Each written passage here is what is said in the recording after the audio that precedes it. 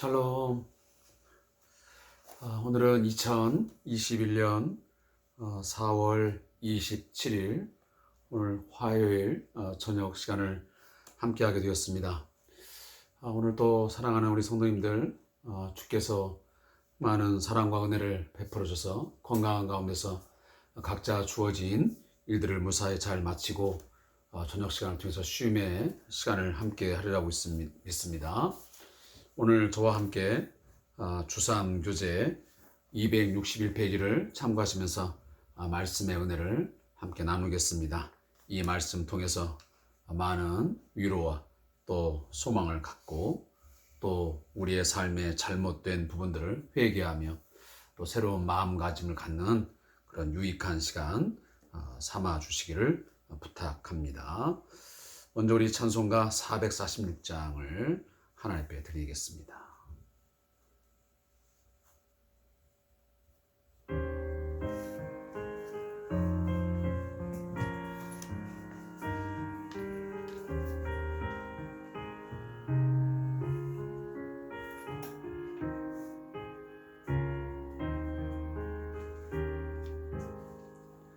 주 음성 외에는 참 기쁨 없도다.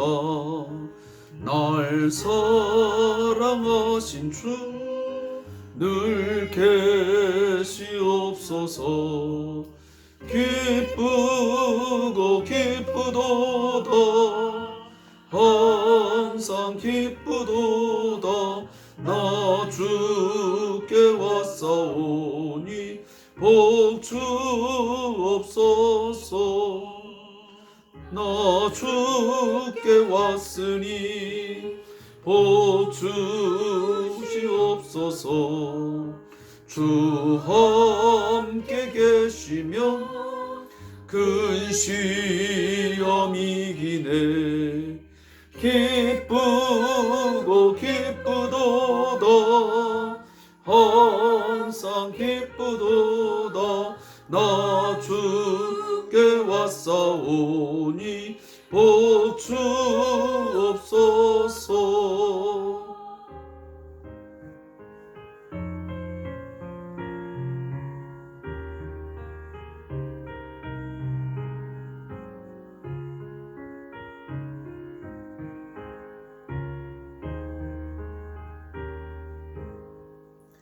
주 떠나가시면 내 생명 헛되네. 기쁘나 슬플 때 늘 계시옵소서. 기쁘고 기쁘도다. 항상 기쁘도다. 나 주께 왔사오니 복 주옵소서.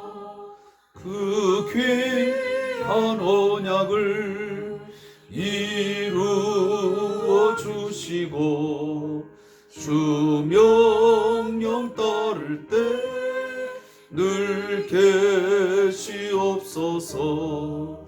기쁘고 기쁘도다.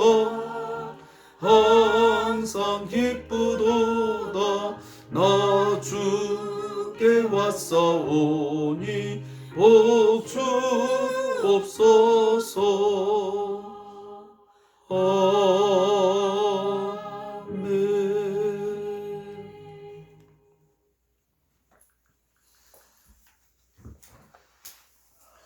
오늘 하나님께서 우리에게 주시는 말씀 사무엘상 12장 1절부터 7절까지의 말씀을 함께 찾아 읽도록 하겠습니다. 사무엘상 12장 1절부터 7절까지의 말씀입니다. 구약성경 425페이지에 기록되어 있습니다.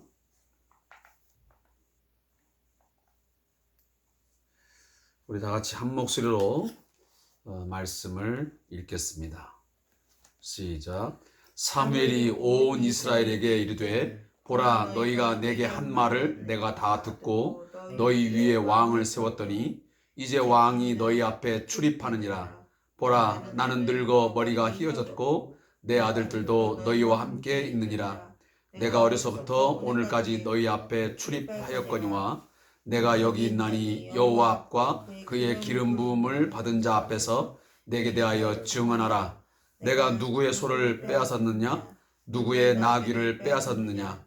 누구를 속였느냐? 누구를 압제하였느냐? 내 눈을 흐리게 하는 뇌물을 누구의 손에서 받았느냐?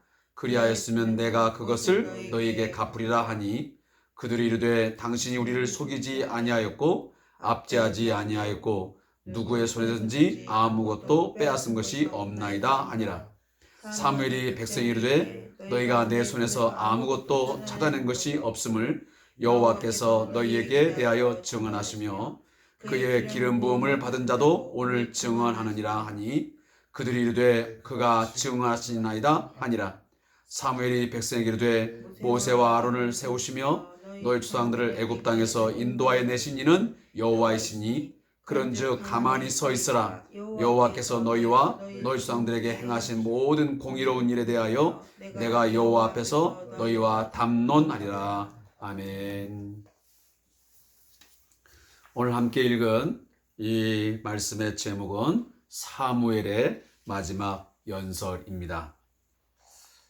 1절부터 7절까지의 말씀을 잠시 요약한다면 사무엘은 사울에게 자신의 통치권을 넘겨주고 나서 사사로서 이스라엘을 다스렸던 통치에 대해서 백성과 변론을 합니다. 자신은 이스라엘 백성을 착취하거나 그들에게 악을 행하지 않았다고 백성들과 하나님 앞에서 주장하고 이에 대해 이스라엘 백성들은 사무엘의 주장이 옳다고 인정합니다.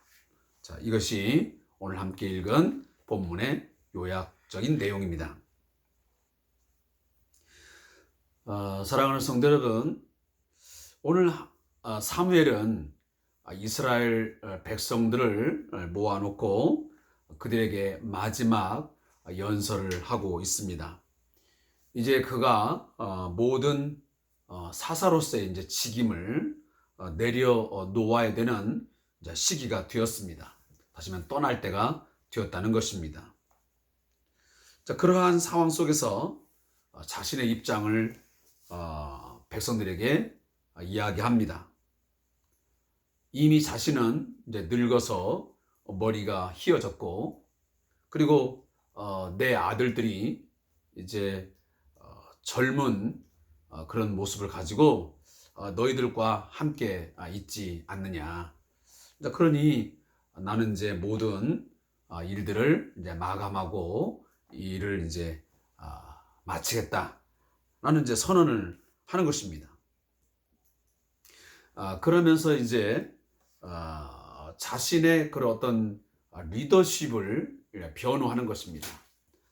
자신이 하나님께 부여받은 그 사사로서, 자, 이스라엘의 사사들의 중요한 역할이 뭐냐면 당시에는 왕이 없기 때문에 이 왕과 같은 기능을 사사들이 했던 것입니다.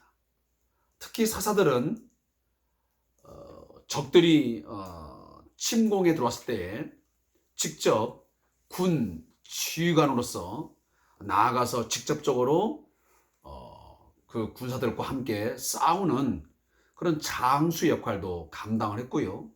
또 한 가지는 이 사사들은 백성들의 어떤 재판거리, 다시 말하면 어떤 일로 인해서 시시비비를 가려주는 그런 재판관으로서의 일도 이 사사들이 감당을 했습니다. 그래서 어쩌면 왕과 같은 그런 직임을 수행했던 것이 사사의 역할이었던 것이죠.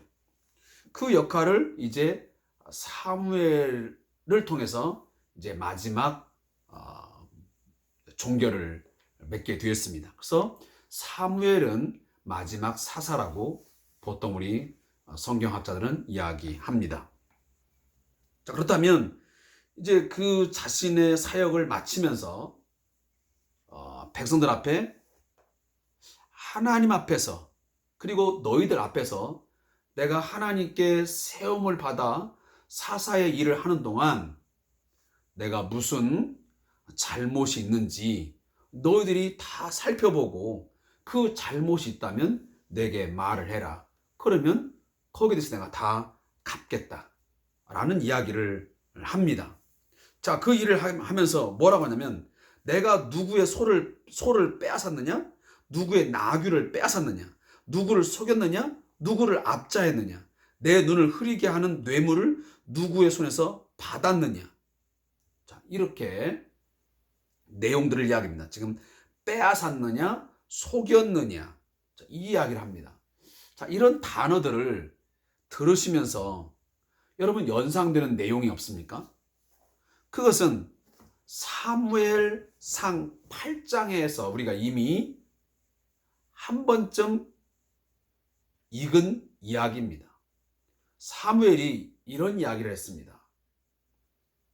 하나님께서 주신 그 말씀에 따라서 이 왕정체제의 어떤 위험, 어떤 왕정체제 하에서의 그 왕이 서게 되면 그 왕이 자신의 모든 것을 헌신하고 희생하면서 백성들을 위해서 섬기는 게 아니고 반드시 결국은 인간 왕이라고 하는 것은 자신의 왕권을 유지하고 때로는 사리사욕을 챙기기 위해서 많은 횡포를 저지를 것이고 결국은 너희들 것을 빼앗을 것이다. 자신의 것을 베풀어 주는 게 아니고 오히려 백성의 좋은 것들을 빼앗아 가지고 자신의 어떤 그 안위, 자신의 부를 쌓기에 급급한 그런 왕이 될 것이다 라고 하는 이야기를 이미 사무엘을 통해서 하나님은 이 왕정체제의 어떤 그 위험성을 이미 말씀하셨지 않습니까? 자, 그 이야기를 일부러 지금 사무엘이 마지막 사사의 역할을 맺으면서 꺼내는 것입니다. 봐라, 내가 사사로서 일을 감당할 때는 나는 하나님께서 주신 그 어떤 그 역할, 그 권위를 가지고 하나님의 주신 권세를 가지고 나는 신실하게 그 일을 했다. 그런데 과연 앞으로 세워지는 그 왕들은 어떨 것이냐 라는 것을 이렇게 역으로 지금 간접적으로 이야기를 하는 거죠. 그러면서 1절에 분명히 이렇게 얘기하잖아요. 지금 이 사울이 왕으로서 선택이 되어 기름 부음을 받아 왕의 자리에 올랐지만 이것은 전적으로 너희들이 요구해서 세워지는 왕이라는 것을 말씀하고 있는 것입니다. 자, 이 말을 들은 백성들이 무슨 이야기를 합니까? 맞습니다. 당신은 우리에게서 어떤 것을 빼앗은 적도 없고 우리를 속인 적도 없고 우리를 압제하지도 않았습니다. 그 이야기를 들은 사무엘이 또다시 백성들에게 이야기합니다. 맞다. 너희들이 내게서 무슨 잘못한 것을 하나라도 찾아낼 수 있었더냐. 나는 청렴 결백하다. 이것은 너희들도 증언하는 것이고 하나님께서도 증언하신 것이고 지금 기름 부음을 받은 이 사울 왕도 내가 얼마나 신실하게 그리고 깨끗하게 하나님의 그 뜻을 받들어서 그 사역을 잘 감당했는지 다 증언하는 것이다. 그러니까 백성도 왕도 사울도 그 어느 누구도 그 책잡을 것이 없는 그런 온전한 그 사사로서의 하나님을 대신한 그 통치 사역을 잘 감당했다라고 오늘 이 사무엘은 자신의 그 삶을 변호하고 있는 것입니다. 자, 이야기를 이제 자신을 변호한 뒤에 곧바로 사무엘은 하나님에 대한 여호와에 대한 변론을 시작합니다. 내가 이렇게 이 사사로서의 사역을 깨끗하게 청렴하게 잘 감당한 것은, 왜 내가 그렇게 했느냐 하는 것은 바로 하나님이 어떤 분이신지를 내가 알기 때문인 것입니다. 자, 그 하나님은 어떤 분이냐? 6절, 7절에 사무엘은 말합니다. 자, 하나님은 모세와 아론을 세우지 않았느냐? 너희들이 저 애굽에 가서 430년 동안 종살이를 하며 고된 고역을 하면서 얼마나 고통스러운 삶을 살았느냐? 그 바로의 압제 가운데서 얼마나 괴로운 나날을 지냈느냐? 그때마다 너희들이 제발 좀 구원해 달라고, 우리를 이 바로의 압제에서, 이 고통 가운데서, 이 신음하는 자리에서 우리를 건져달라고 얼마나 너희들이 부르짖고 애원했더냐? 그래서 하나님이 누구 세웠냐? 바로 모세와 아론을 세우지 않았더냐? 그 모세와 아론을 세워가지고 애굽 땅에 가서 기적과 이적을 베풀어가지고 너희를 바로에서 손에서 건져낸 이가 누구냐? 바로 여호와시다. 자, 이 이야기를 지금 왜 꺼냈겠습니까? 왜 까마득한 옛날 그 출애굽 이야기를 왜 꺼냈겠습니까? 너희들이 이처럼 너희들의 하는 것에 비하면 너무도 자비롭고 많은 은혜를 베풀고 사랑의 하나님 이 여호와를 너희들이 버려버리고, 하나님의 왕 되심을 너희들은 버려버리고 인간 왕을 요구하여 오늘 세우게 되었다는 이야기를 굳이 또다시 반복하고 싶은 것입니다. 이야기를 다른 말로 말하면, 앞으로 왕이 세워진다 할지라도 그 인간 왕은 철저하게 그 신정체제, 그 하나님의 왕권을 인정하는 그 안에서 그 왕의 어떤 그 권력이, 그 권세가 행해진다고 하는 것을 어떻게 보면 의도적으로 말하고 있는 것이죠. 그러니까 그 하나님의 통치, 하나님의 다스림을 벗어난 그런 왕, 인간 왕의 임의적인 통치, 다스림은 결국은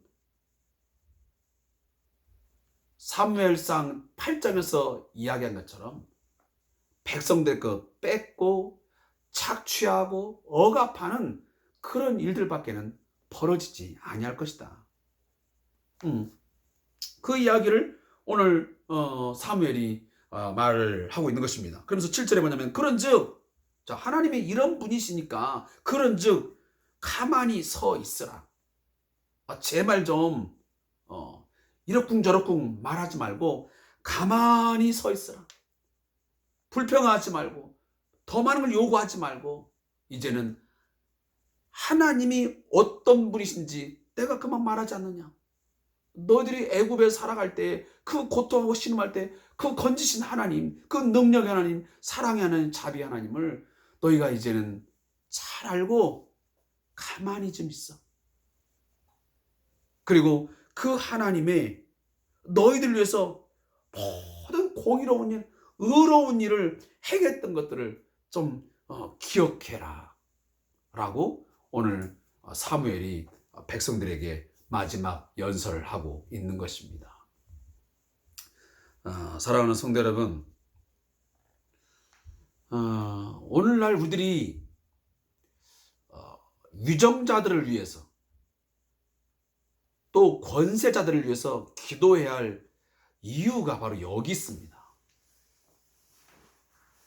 그 대통령이나 또 국무위원들, 많은 국회의원들, 수많은 위정자들이 그 직임이, 그 자리가 자신의 안위와 자신의 부와 권력을 유지하기 위한, 아니 더 많은 것을 얻기 위한 것으로 수단으로 쓰지 말고 철저히 그들이 이 모든 것이 하나님의 손 안에서, 하나님의 주신, 하나님이 위임해 주신 그 권력 안에서 그 일들이 이루어질 수 있도록, 그들이 그것을 인정하고 고백할 수 있도록 우리가 기도하고 때로는 그들에게 우리가 선포해야 되는 것이죠.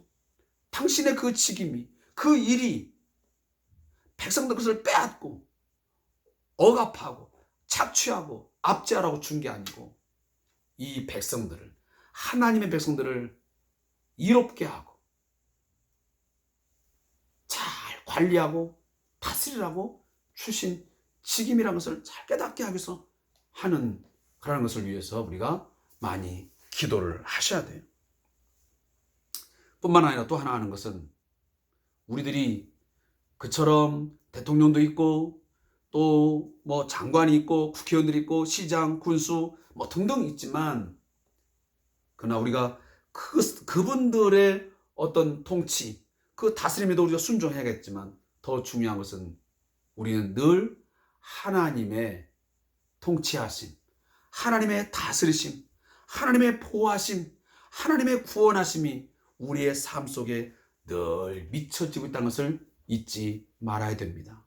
그것을 오늘 사무엘은 이스라엘 백성들이 가르치고 싶었던 거예요. 여기까지 올 수 있었던 것이 과연 누구의 은혜였던지, 누구의 돌보심이었는지를 백성들로 하여금 알라는 거예요. 자, 오늘 그런 부분들을 좀 우리 같이 좀 마음속에 새기면서 오늘 묵상을 마치겠습니다. 자, 저자의 묵상을 읽겠습니다. 자, 기독교 신앙은 다른 종교와 다른 점이 많습니다. 그 가운데 매우 중요한 것은 동기의 문제입니다. 대부분의 종교에서는 겉으로 드러나는 형식과 결과를 매우 가치 있게 여깁니다. 따라서 종교 형식을 준행하고 지키는 일에 힘을 씁니다. 반면에 기독교에서는 겉으로 드러난 형식이나 결과보다는 어떤 일을 하려는 의도와 마음의 중심, 곧 동기가 더욱 중요합니다. 그것은 신앙의 대상이신 하나님이 진리시요 그분의 성품이 진실하시기 때문입니다. 우리는 이스라엘 백성들이 사무엘에게 왕을 요구하는 근본적인 동기가 바르지 못한 것을 봅니다. 그들은 사무엘의 아들들이 자기들을 잘 다스릴 능력이 없기 때문에 왕을 달라고 말했지만 속마음은 자신들도 이방 민족들처럼 왕을 통해 강한 힘을 갖고 싶다는 것이었습니다. 이런 이기적인 동기는 사울 왕에게로 이어집니다. 결국 하나님이 우리에게 원하시는 것은 화려한 형식이 아니라 진실한 믿음입니다. 나는 어떤 마음과 동기에서 신앙생활을 하고 있는가? 나의 유익이나 안전을 위해서인가? 아니면 하나님을 진심으로 사랑하기 때문인가? 자, 무릎기도입니다. 하나님, 제 마음속을 잘 살펴 진실한 마음으로 하나님을 바라보고 믿고 사랑하며 따르게 하소서.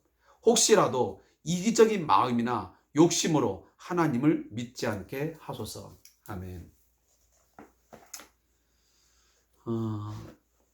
우리 신앙생활의 가장 위험 요소가 뭐냐면요, 우리가 빠지기 쉬운 그 함정이 뭐냐면, 우리가 예수 믿는 그 이유가, 우리가 신앙생활하는 이유가요,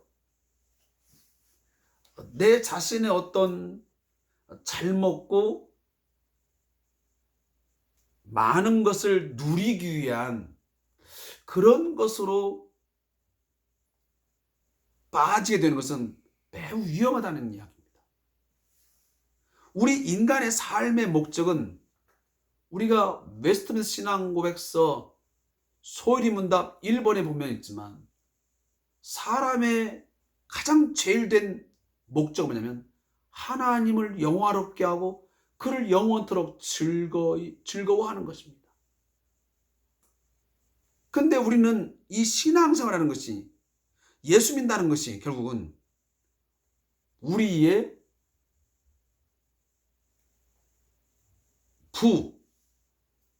우리의 어떤 것들을, 많은 것들을 누리는데 목적이 있다.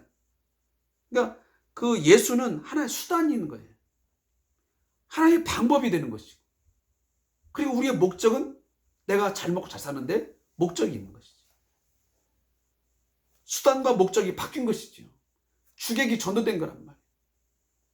그런 것들을 오늘 이 저자는 우리에게 이야기하고 있습니다. 정말 하나님을 진심으로 사랑하기 때문에 어떤 일을 해야 되는 것이지, 그것이 아니고 그 이면에 나의 유익이나 나의 안전, 나의 어떤 복받음 이런 것에 빠지는 것은 신앙생활의 주 목적으로서는 온당하지 않다라는 것을 우리가 말씀을 드리고 싶습니다.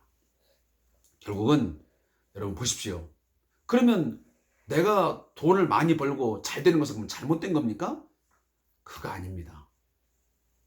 내가 하나님을 진심으로 사랑하고 하나님을 경외할 때에 하나님이 그런 것들은 우리에게 주시는 복이죠. 내가 그것을 목적 삼지 않고 내가 하나님을 사랑하고 하나님을 경외하고 하나님의 영광으로 살게 되면 그 모든 것들은 하나님께서 복으로 우리에게 주시는 거예요. 그 주시는 것을 누릴 때에 그게 참으로 내게 유익이 되고 참된 행복이 되는 것이지, 내가 이러한 돈과 이 건강 이런 것들을 목적 삼아 예수를 쉬운 말로 하면 이용하고 신앙생활을 이용한다면 이건 분명 어느 날 돈도 그 무엇도 하루아침에 다 사라질 수밖에 없는 것이고, 그러한 것들이 내 삶의 행복을 주기는커녕 오히려 나에게 크나큰 아픔과 고통과 괴로움을 주는 것으로 전락하는 그런 상황이 될 수 있다는 것입니다. 여러분, 하나님이 주신 것만큼, 하나님이 누리게 하는 것만큼 누리면서 사는 것이 가장 큰 행복이요 참된 기쁨인 것을 여러분들이 꼭 기억할 수 있기를 바라겠습니다. 오늘도 함께 말씀을 통해서 하나님의 뜻을 깨닫고 또 기도하고 또 다짐하는 우리 모두가 되어지기를 바라겠습니다. 오늘도 함께 해주셔서 감사의 말씀을 드립니다. 고맙습니다.